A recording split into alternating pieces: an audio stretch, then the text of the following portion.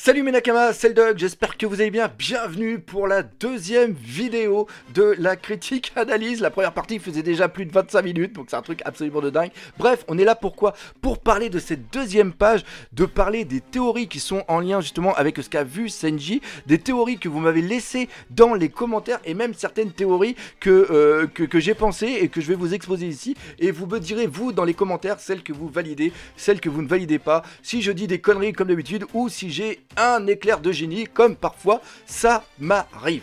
Déjà, pour ceux qui n'ont pas vu la première vidéo, il y aura un lien à la fin de la vidéo ici ou sinon après dans la description. Donc on arrive sur la fin et il y a une chose qui est sûre, il y a une chose sur laquelle tout le YouTube game de One Piece est sûr et certain, c'est qu'il va y arriver quelqu'un. Il y a quelqu'un qui va arriver, mais c'est qui? Alors, premièrement, qui peut arriver? Shanks. Pourquoi me direz-vous? Très bonne question, parce que Shanks, bah il arrive tout le temps où on l'attend pas. Donc pourquoi pas? Alors franchement, je sais même pas. Alors le fait, alors est-ce que Otama aurait pu monter dans le bateau de Shanks? Je sais pas, parce que il a quand même, ça ressemble à un drakkar, il a une tête qui ressemble à un monstre. Donc on reprend un petit peu la théorie qui avait été faite sur Otama qui dit que c'est un bateau ennemi qui est par rapport à la proue qui fait penser à un animal. Donc obligatoirement si c'est un animal, pour elle qui ne connaît pas le monde extérieur, c'est obligatoirement lié à Kaido ou alors à Orochi. Mais franchement, Shanks qui revient tout de suite, ça a pas lieu d'être. Shanks, il va arriver bien plus tard, il y aura un truc, encore une fois, je vous dis qu'il y a le combat contre Barbe Noire. Donc, Shanks, allez, on dit 1%, on dit 1%. Vu que j'ai parlé de Barbe Noire, on va parler de Barbe Noire tout de suite. Barbe Noire, pourquoi? Parce que tout simplement, il veut avoir les fruits du démon et il veut être le seigneur des pirates. De ce fait, il a besoin du quoi? Mais du Road Poneglyph, tout simplement. Et on sait qu'il y a un Road Poneglyph qui est ici. Est-ce qu'il est aussi au courant qu'il faut aussi les autres poneglyphes pour pouvoir faire le Rio Poneglyph? Donc il doit avoir les informations. Et il peut faire une pierre de coups. Alors une pierre de coups, oui et non. C'est-à-dire que il peut faire le fait qu'il vienne ici pendant qu'il y a Kaido et Big Mom et qu'il y a Luffy qui est en train de les attaquer, ça peut lui permettre d'avoir le champ libre pour aller chercher ces poneglyphes dont il a besoin sans avoir de confrontation, parce que vous savez que ce mec là il est hyper quoi? Bah il est hyper fourbe et on peut imaginer qu'il a séparé carrément son équipage en deux parties. Il y a Devon qui vient. Oh ben oui, oh mais je suis trop fort, je viens juste de créer une théorie en live devant vous, mais oui. Il est pas con le doc, Alors attention, on va revenir sur le truc. Tout ça est par rapport au rire, je l'ai même. Parce que le rire c'est... Alors là, je dis merci à deux personnes. Je dis premièrement merci à Ahmed du forum de la page Facebook One Piece Spoil et aussi Sanda qui est l'animateur japonais avec qui je suis pote, qui m'a permis de traduire les textes qu'il y avait à la fin. Ce n'est pas que c'est pas que j'aime pas le travail qu'a fait Scantrad. Encore une fois, Scantrad, je les remercie. Mais avec Sanda, il m'a expliqué que en fonction de comment c'est écrit, il y a des fois des petites annotations qu'il est plus facile d'expliquer que d'écrire. Et il semblerait que le truc qui est là, le fufufu par exemple, c'est quelque chose qui est lié aux femmes matures. Les femmes matures en japonais, quand ils ont leur sorte d'onomatopée pour rigoler, et bien toujours ce fufufu. Et on sait justement que Devon a aussi ce rire là. Et là où ça devient fou, c'est que Devon a pris le fruit de Absalom. Je suis en train de faire le montage et je m'aperçois que j'ai dit une grosse connerie. Ce n'est pas Devon qui a le fruit de l'invisibilité, mais c'est bien Shiryu de la pluie. Mais ce n'est pas grave parce que Devon, grâce à son fruit du démon et son pouvoir, elle peut se transformer en d'autres personnes. Donc elle a pu par exemple se transformer en un membre de l'équipage de Kaido pour faire l'infiltration. Parce qu'on peut dire que Devon ainsi que Shiryu de la pluie font partie un petit peu de la team infiltration maintenant de Barbe Noire. Donc c'est tout ça pour dire que même si j'ai dit une connerie, la théorie est toujours valide. Donc voilà, ça y est, la rectification elle est faite, on peut maintenant continuer la vidéo. Donc, ça veut dire qu'elle a la possibilité d'être invisible. De ce fait, elle peut aller faire les copies des poneglyphes sans se faire repérer. Et donc, elle a besoin de venir en infiltration. Et donc, elle a été, elle a pu, ce bateau ne doit pas être là. Donc, Otama a pu s'infiltrer sur ce bateau-là. Donc voilà, et peut-être qu'au début, Daven a dû aller sur l'île de Wano Kuni parce qu'elle pensait que les poneglyphes étaient là-bas, et vu que les poneglyphes n'étaient pas là-bas, et bien après elle s'est dit ils doivent être obligatoirement sur Onigashima, et c'est pour ça qu'ils ont été après sur Onigashima. Donc ça explique comment Otama a pu monter sur le bateau CQFD. Pendant ce temps-là, lui, Barbe Noire, il est parti dans le territoire de Big Mom pour aller piquer les poneglyphes que possède Big Mom. Pourquoi? Parce que la moitié de son équipage est là-bas, et comme Katakuri est encore en convalescence entre guillemets suite au combat qu'il a eu, enfin c'est le chaos, enfin le Whole Cake c'est le chaos, donc Barbe Noire peut profiter du chaos pour aller piquer les poneglyphes, et encore pire, piquer certains fruits du démon. Hein? Vous en pensez quoi? C'est bonne théorie quand même, hein? Bon, alors, Barbe Noire, on valide. On la met à combien celle-là? 70%? On la met à 70%. Allez, pourtant je vais le parler après. 70%. Qui ça pourrait être sinon? On voit que Senji a ce regard, donc ça pourrait être lié avec quelqu'un de sa famille, tout simplement le Garma. Est-ce que le Garma pourrait être venu?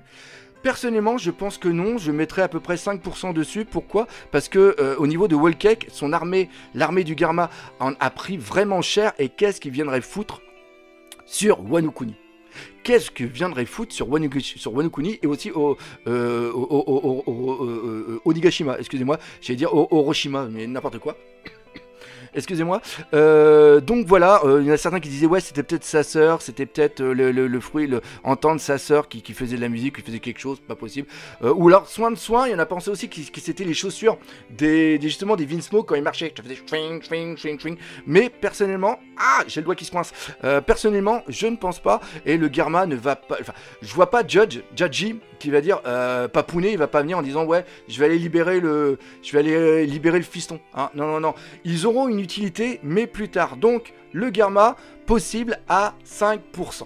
Par contre, là qui pourrait arriver, ça pourrait être directement la flotte des Mugiwara. Pourquoi? Parce qu'on se rappelle que quelques éléments étaient présents au niveau de la rêverie. Il y a les Tontatas qui étaient là justement avec la délégation Dressrosa, et il y avait aussi Sai qui était avec la délégation du pays dont je ne me rappelle plus le nom, mais qui est un ennemi depuis très très longtemps de Wano Kuni. Ils ont eu l'information qu'il se passe quelque chose à la fin de la rêverie, il se passe quelque chose au niveau de Wano Kuni. Les membres des 20 veulent que la menace de Wano Kuni soit neutralisée, et ils vont peut-être imposer qu'il y ait un Buster Call. Donc il y a peut-être des amiraux, dont Fujitora, parce que Fujitora est peut-être originaire de Wano Kuni, donc il sait comment avoir accès à Wano Kuni, et de ce fait on peut imaginer que on ait cette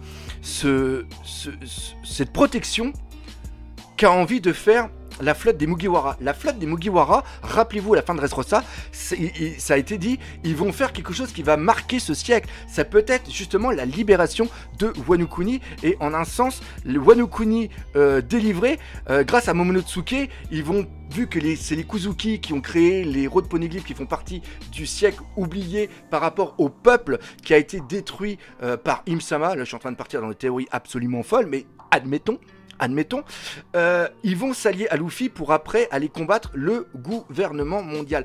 Et rappelez-vous aussi que tous les capitaines de membres de la flotte de Luffy ont la vivre-carte de Luffy. Et rappelez-vous aussi que quand il est dans la prison d'Udon, eh bien il est en très très mauvaise santé, et de ce fait la vivre-carte était presque cramée, comme ça a été le cas de Ace quand il était dans la prison de Impel Down.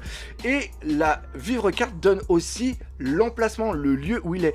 Donc on peut imaginer que et encore une fois, je ne fais que subodorer, hein. Je dis pas que c'est ça qui va se passer, hein. Ce n'est seulement qu'une théorie, ce n'est seulement qu'une hypothèse. Donc on peut imaginer que tous les capitaines de flotte se sont réunis, et que en plus Sai et puis les Tontatas, Léo disent en plus il va y avoir un Buster Call, il faut absolument qu'on aille prévenir notre capitaine pour aller le protéger. Et là, on peut partir sur une autre théorie encore plus folle, c'est-à-dire qu'une partie de la flotte de Luffy va essayer de ralentir la flotte du Buster Call. Et ça veut dire qu'ils vont combattre des amiraux. C'est un truc absolument de fou. Sauf que Fujitora, s'il est encore là, il y a quelque chose qui peut se passer. Mais il y aura aussi Kizaru, et Kizaru, je pense qu'il ne soit pas aussi influençable que les Fujitora. Donc, la flotte la flotte de comment il s'appelle, des Mugiwara, ça peut être quelque chose qui peut être possible. Moi je le mets dans les 60-65%. Alors vous me direz, mais alors c'est quel membre des Mugiwara, de la flotte des Mugiwara, qu'entend Sanji? Eh bien tout simplement, Sanji, ce n'est pas un membre des Mugiwara qui l'entend, mais c'est quelqu'un d'autre qui n'a aucun lien avec. Ça, on va le reprendre plus tard. La chose aussi, on part sur l'avant-dernière théorie qu'on m'a marqué au moins, je dirais, si je dis une centaine de fois, ça serait un euphémisme. C'est une théorie sur quoi que le fufufu, c'est tout simplement Ivankov qui rigole, et le regard de Sanji, c'est parce que lui, il reconnaît les paroles des autres membres de Kevedrave. Et donc ça lui réveille des mauvais souvenirs, et c'est pour ça qu'il est en transe, c'est pour ça qu'il est comme ça. Il fait non, pas eux, ici c'est mon pire cauchemar, j'ai vécu 2 ans avec eux, j'ai fini comme une gonzesse, je ne veux pas revivre cet enfer, parce que pour lui c'est vraiment cet enfer. Et que viendraient foutre les révolutionnaires là-dedans? Eh bien les révolutionnaires peuvent venir pour la raison qu'ils sont là pour permettre à un peuple de se réveiller et d'aller contre les dirigeants. Peut-être que Dragon, ou Dragon, en fonction de comment vous l'appelez, le père de Luffy, pense que l'alliance entre Big Mom et Kaido est dangereux pour les futurs plans qu'ils veulent mettre en place. C'est-à-dire que s'ils arrivent à destituer le gouvernement mondial, est-ce qu'ils peuvent être une plus grosse menace que le gouvernement mondial en tant que tel? Personnellement, je pense pas. Mais si on part sur cette logique, donc il doit envoyer une partie de sa flotte pour pouvoir contrecarrer le plan, essayer d'empêcher cette alliance en permettant au peuple de Wano Kuni de se réveiller. Et on peut imaginer que dans le peuple de Wano Kuni, eh bien, il y est, ou même, là, on va partir dans une théorie encore plus folle, que certaines personnes dans l'équipage de Kaido sont des révolutionnaires. Et là, on part sur une théorie qui est complètement tarée. Ça, c'est une théorie made in le doc. C'est-à-dire que, vu que ce que je vous ai dit la semaine dernière, Ichiro donne toujours des petits indices, imaginez, comme je l'ai dit, que Queen a été sous les ordres de Vegapunk, que Vegapunk est un révolutionnaire par rapport à ce qu'il a fait à Kuma, c'est acté.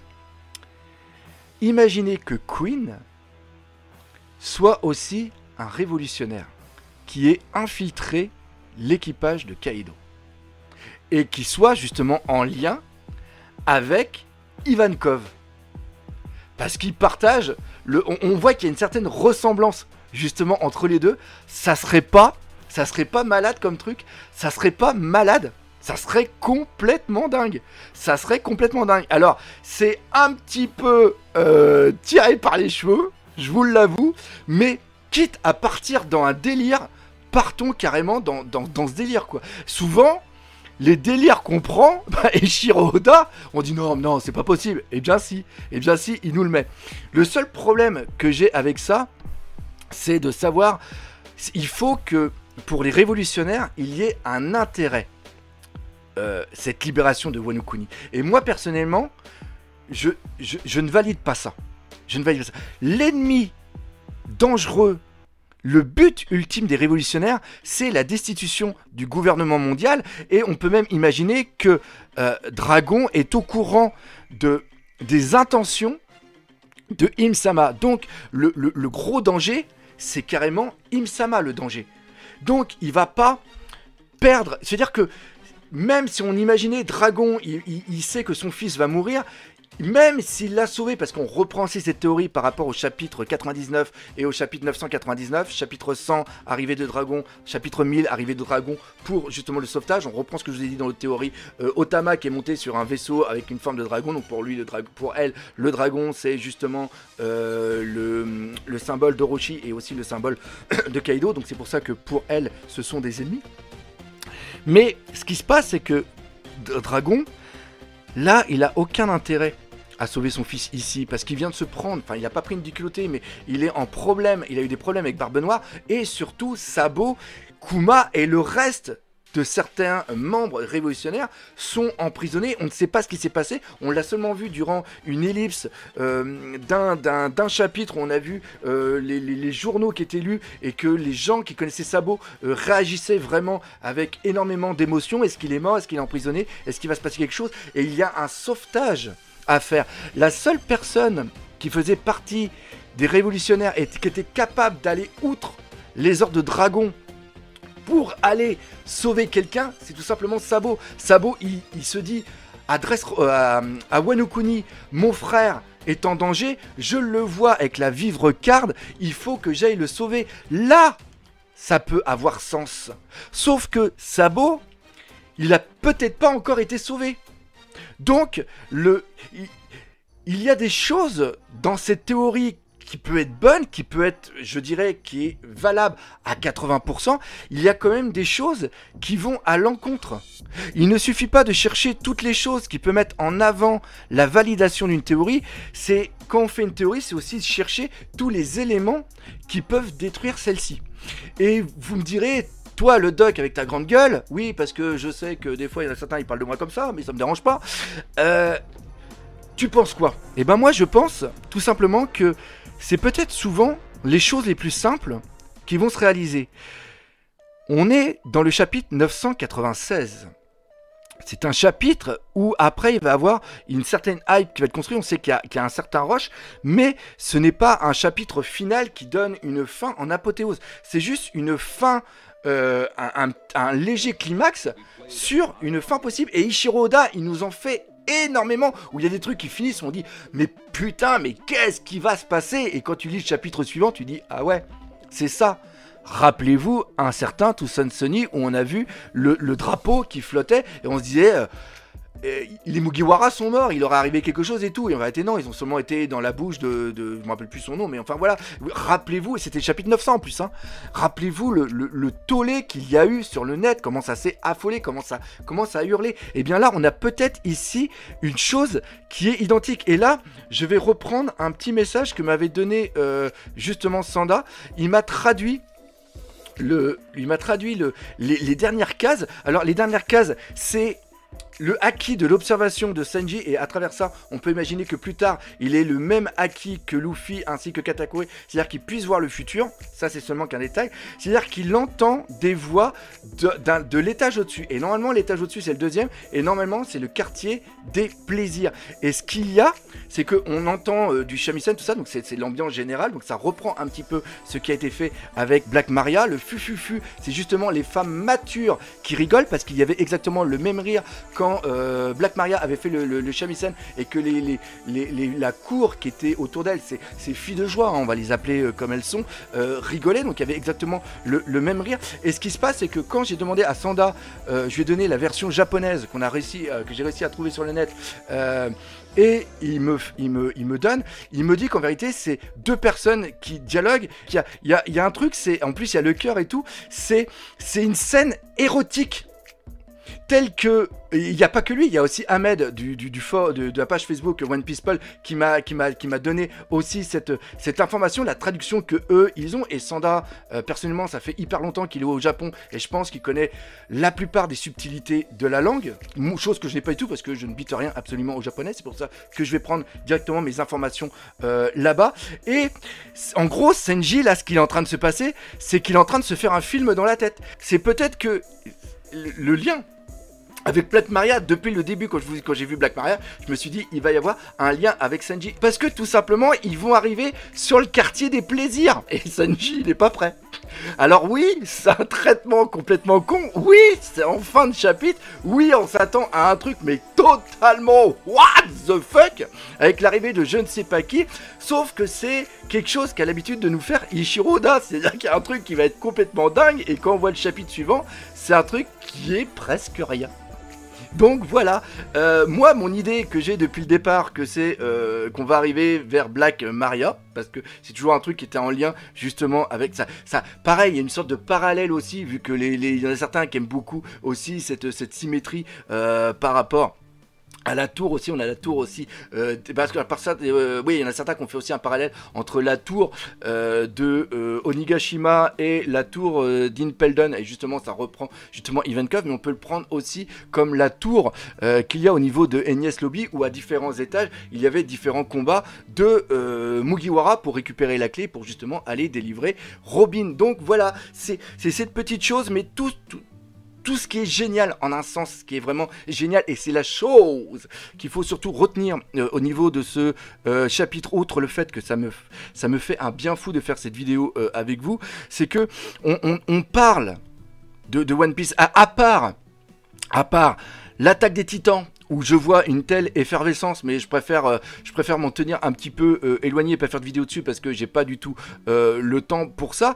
Mais je ne ressens pas une telle hype, une telle effervescence au niveau des mentalités, comment on appelle ça, quand on se met une émulsion tous ensemble, de vivre quelque chose et de partir sur des idées. Je le vois dans mes commentaires, ça fait d'ailleurs hyper plaisir, où ça rebondit sur des idées et tout. Même sur mon Discord, là on est entre potes, on n'arrête pas d'en parler. C'est quelque chose qui est génial, et ça fait du bien, et ça fait du bien. Donc, hop, on va remettre ça comme ça. J'espère que cette vidéo vous a fait plaisir. Si c'est le cas, comme d'habitude, n'hésitez pas à partager par les autour de vous. Laissez des commentaires ainsi que des pouces bleus. Mais surtout, on n'oublie pas le principal. Surtout en ce moment, One Piece, c'est la vie. Allez, salut mes Nakamas.